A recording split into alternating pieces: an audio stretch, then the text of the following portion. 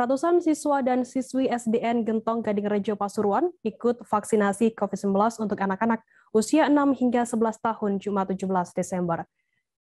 Vaksinasi kali ini adalah hari pertama dimulainya vaksinasi untuk anak-anak di Kota Pasuruan. Targetnya 1 bulan ke depan vaksinasi dosis pertama untuk anak-anak bisa selesai. Informasi lebih lengkapnya akan disampaikan oleh rekan jurnalis kami dari surya.co.id, ada Galih Lintartika di sana. Halo, selamat sore Galih. Halo, selamat sore Firda. Galih, bisa Anda informasikan bagaimana pelaksanaan vaksinasi COVID-19 untuk anak-anak usia 6 hingga 11 tahun di Pasuruan? Ya, jadi Firda, hari ini Wali Kota Pasuruan secara resmi meluncing vaksinasi untuk anak-anak usia 6-11 tahun. Ini salah satu upaya yang dilakukan oleh pemerintah Kota Pasuruan untuk menindaklanjuti arahan dari Presiden Joko Widodo dalam Zoom bersama kepala daerah se-Indonesia. Nah, salah satu pesan yang disampaikan Pak Jokowi adalah semua kepala daerah diminta untuk melakukan percepatan vaksinasi untuk mengantisipasi gelombang ketiga yang bisa terjadi kapan saja. Nah, akhirnya dilakukanlah percepatan vaksinasi untuk anak-anak. Targetnya memang 1 bulan ke depan ini 20.000 siswa-siswi SD baik negeri ataupun swasta di Kota Pasuruan itu sudah tervaksinasi untuk dosis awal. Nah, selanjutnya di bulan berikutnya itu bisa vaksinasi untuk tahap kedua atau dosis kedua. Nah, itu menjadi salah satu target dari pemerintah Kota Pasuruan untuk melakukan percepatan vaksinasi.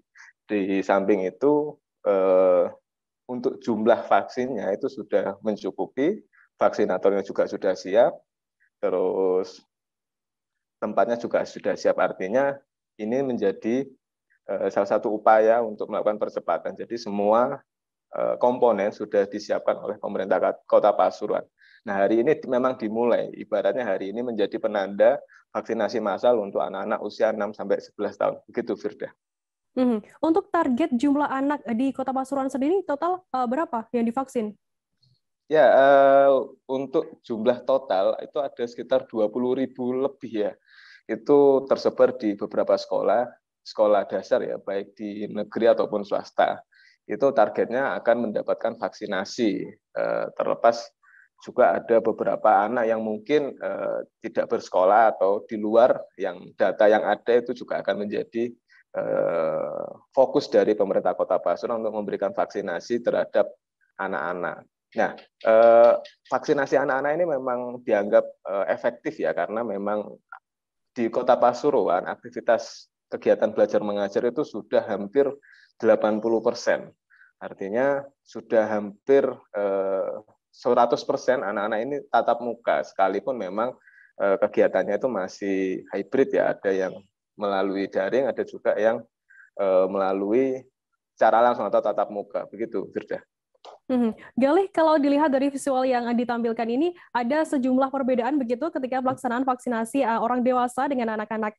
Ada sejumlah badut yang disediakan oleh panitia di sana. Bisa Anda informasikan terkait hal ini? Ya, itu salah satu inovasi yang dilakukan oleh pemerintah Kota Pasuruan ya, untuk memberikan rasa tenang, untuk memberikan anak-anak ini rasa nyaman, dan untuk menekan rasa takut anak-anak ketika divaksin. Karena memang anak usia 6-11 tahun, berdasarkan informasi yang kami dapatkan dari Dinas Kesehatan Kota Pasuruan, mereka lebih kecenderungan lebih takut dibandingkan orang dewasa, karena memang mungkin mereka takut jarum suntik atau mungkin ada yang trauma dengan masa lalunya, tapi kehadiran badut-badut dan kehadiran ini itu menjadi salah satu upaya agar anak-anak ini tidak terlalu takut. Karena memang hari ini ketika vaksinasi pertama di SDN Gentong, ada beberapa anak yang memang ketakutan. Mereka takut disuntik, mereka takut melihat jarum, bahkan harus ada beberapa anak yang didampingi orang tuanya secara langsung. Dari pengamatan kami di lapangan, ada salah satu siswa dari SDN Gentong yang menangis histeris, sekalipun dia memang sudah didampingi sama ayahnya.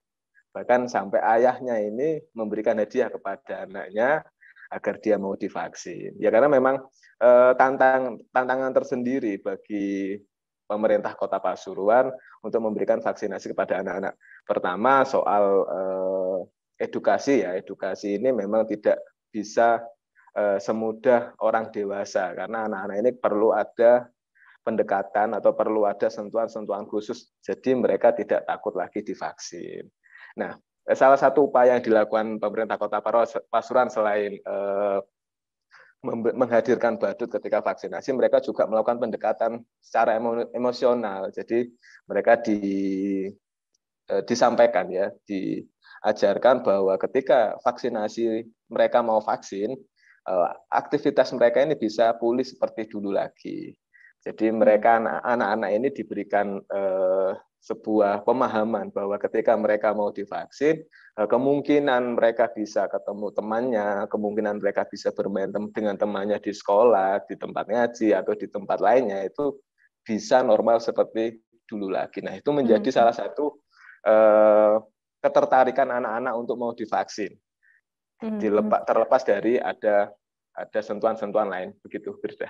Jadi memang ada cara tersendiri begitu ya untuk mengajak anak-anak agar mau divaksin COVID-19. Baik, terima kasih rekan jurnalis dari surya.co.id Galih Lintartika atas laporan Anda. Selamat bertugas kembali. Dan tadi Tribuners, Galih juga sudah menghimpun keterangan dari Wali Kota Pasuruan Saifullah Yusuf. Berikut liputannya untuk Anda. Mulai vaksinasi untuk anak-anak usia 6 sampai 11 tahun. Alhamdulillah Dr. Shirley sudah mempersiapkan bersama dengan Kepala Dinas Pendidikan dan Kebudayaan Kota Pasuruan dengan target 20.000 lebih anak-anak kita selama 2 bulan ke depan. Kalau bisa 1 bulan sudah tuntas, tapi targetnya 2 bulan.